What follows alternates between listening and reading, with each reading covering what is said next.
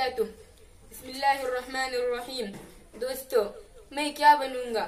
میں نے پھول کے کالم چلتے چلتے میں پڑھا ہے کہ انسان بچپن میں جو سوچتا ہے اور جو خواب دیکھتا ہے وہ پورا ہو کر رہتا ہے۔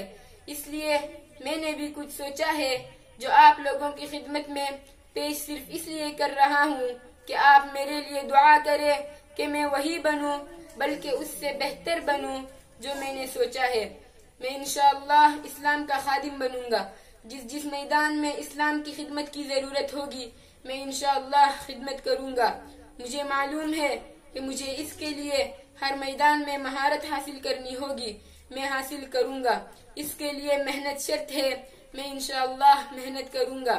میرے والدین نے حضرت علی رضی اللہ عنہ کے نام پر میرا نام علی رکھا ہے۔ علی کی تمام صفات اپنے اندر پیدا کروں گا۔